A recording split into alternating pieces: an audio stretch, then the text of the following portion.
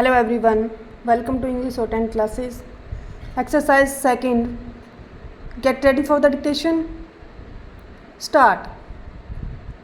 By no means it is suggested that whenever such charge of rape is made where the victim is a child, it has to be treated as a gospel truth and the accused person has to be convicted. Stop.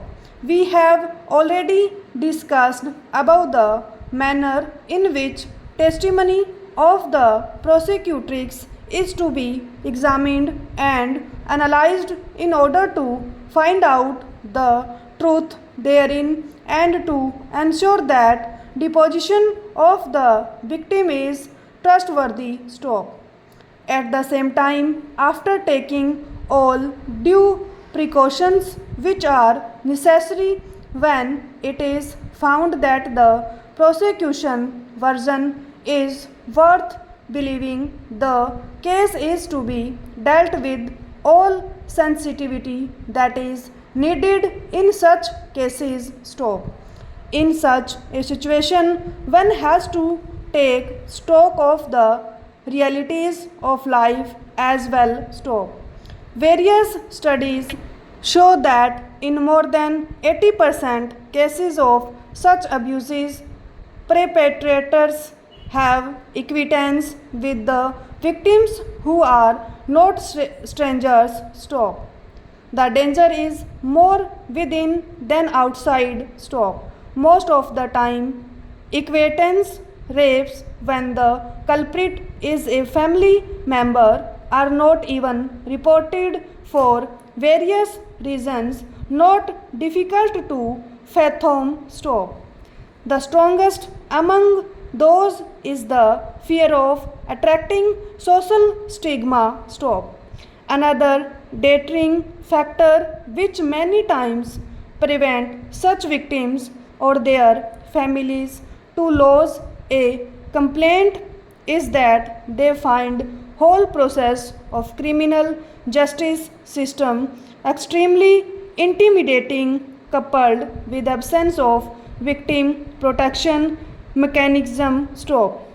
Therefore, time is ripe to bring about significant reforms in the criminal justice system as well. Stop.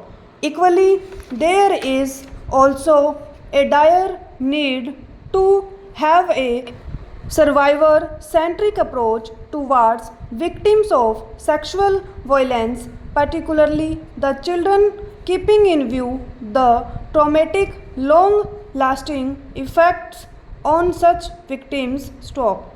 After through analysis of all relevant and attendant factors, we are of the opinion that none of the grounds on which the High Court has cleared the respondent has any merit. Stop.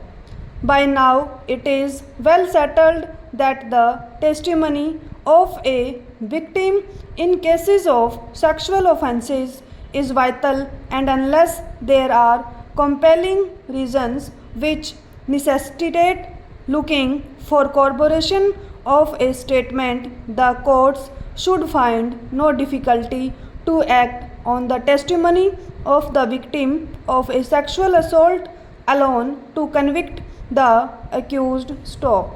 No doubt her testimony has to inspire confidence. Stop. Seeking corroboration to a statement before relying upon the same as a rule in such cases would literally amount adding insult to injury. Stop. The deposition of the prosecutrix has thus to be taken as a whole. Stop. Needless to reiterate that the victim of rape is not an accomplice and her evidence can be acted upon without corroboration. Stop. She stands at a higher pedestal than an injured witness does. Stop. If the court finds it difficult to accept her version, it may seek corroboration from some evidence which lends assurance to her version. Stop. To insist on corroboration, except in the rarest of rare cases, is to equate one who is a victim of the lust of another with an accomplice to a crime and thereby insult womanhood. Stop.